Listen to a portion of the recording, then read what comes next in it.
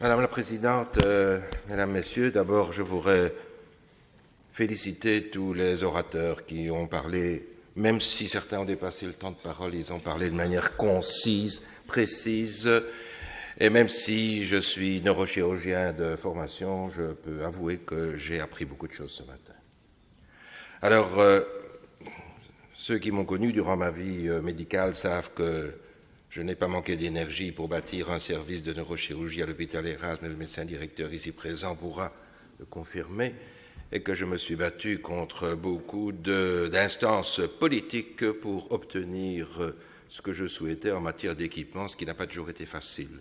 J'ai donc l'habitude de me battre, et c'est la même chose sur le plan politique. Mais toujours avec, évidemment, mon vécu médical, un peu comme a dit Catherine Moreau, et comme le dira probablement aussi Catherine Fong, puisque nous sommes quelques-uns ici, nous sommes plusieurs, à être médecins, donc être très sensible et avoir une expérience de ce que vous avez raconté. Alors je dirais, pour rester dans le temps, parce que je serai dans le temps qui déroule devant moi, ce qui est important, je ne vais pas balayer tout ce qui a été dit, mais je crois qu'un des points importants, entre autres, c'est la formation. C'est la formation, bien sûr, des médecins, mais aussi du personnel paramédical. J'ai la chance de siéger dans plusieurs assemblées, dans celle-ci, au Parlement bruxellois, à la communauté française, donc Wallonie-Bruxelles, et au Sénat. Et pour ce qui est de la Fédération Wallonie-Bruxelles, nous avons évidemment en charge les questions de formation, et notamment la responsabilité de la formation des infirmières. Et vous savez que nous devons nous conformer à une directive européenne, que la date limite est le 16 ou 18 janvier, à 2 jours près, c'est dans cette eau-là, 2016, et que bien sûr, comme d'habitude, nous ne sommes pas prêts. Et il faudra passer à 4600 heures de formation, dont 2300 sur le terrain. On ne pourra plus faire cela en 3 ans, il faudra faire ça au moins en 4 ans. Il faut revoir tout le système, et je pense qu'il est très très important que dans ce cadre-là, il y ait une place importante qui soit dédiée à la prise en charge du malade qui demande à être accompagné dans sa fin de vie. Ça, c'est le deuxième point que je voudrais dire, c'est le plan de vie. Quand on tombe malade et qu'on tombe gravement malade, on doit évidemment avoir un dialogue avec l'équipe soignante, mais aussi avec des psychologues. Et c'est avec plaisir que j'ai vu le mot psychologue dans le programme de Parle Bru. Et je pense que c'est important parce que le malade qui est dans cette situation a besoin de parler. Les médecins, souvent, ils viennent, ils entrent, ils donnent les soins, ils s'en vont. Les infirmiers restent un peu plus longtemps, mais puis il faut encore qu'il y ait quelqu'un qui vienne après et qui parle, et puis qui revienne et qui fasse un feedback auprès de l'équipe. Donc, je pense que le plan de vie est important. Alors, le plan de vie, c'est le projet de fin de vie. Alors, il faut, je dirais, certains malades vont dire battez-vous jusqu'au bout, d'autres demanderont à avoir un certain confort, et d'autres vont exprimer, même s'ils ne sont pas nombreux à l'heure actuelle, vont exprimer une demande d'euthanasie. Ce qu'il faut, c'est être ouvert. Il faut respecter les convictions de chacun. Et pour moi, par exemple, soins palliatifs et euthanasie ne sont absolument pas en opposition. Je dirais presque qu'ils sont complémentaires.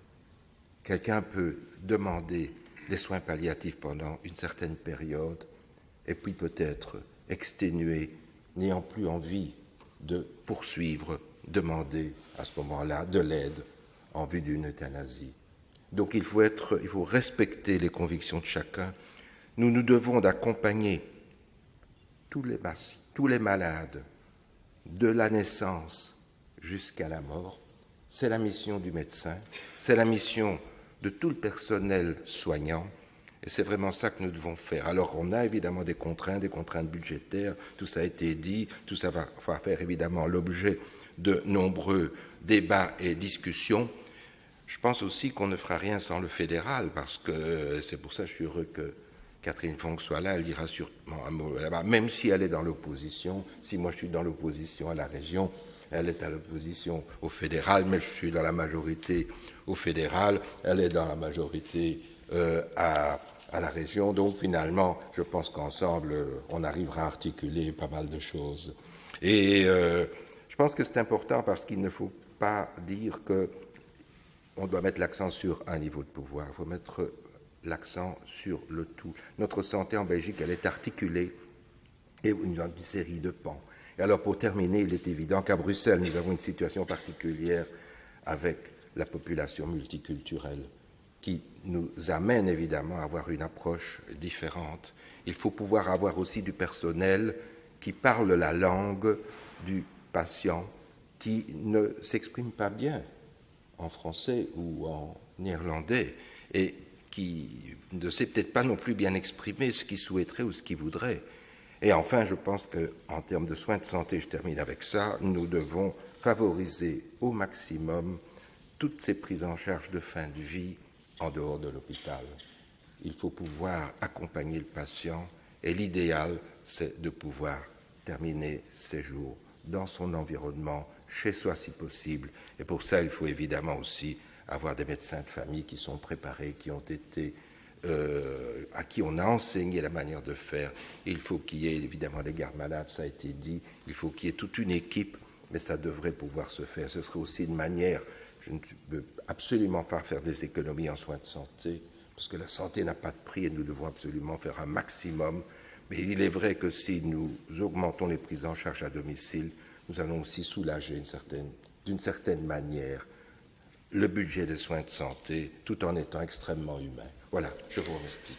Merci Jacques Brocchi pour le groupe MR.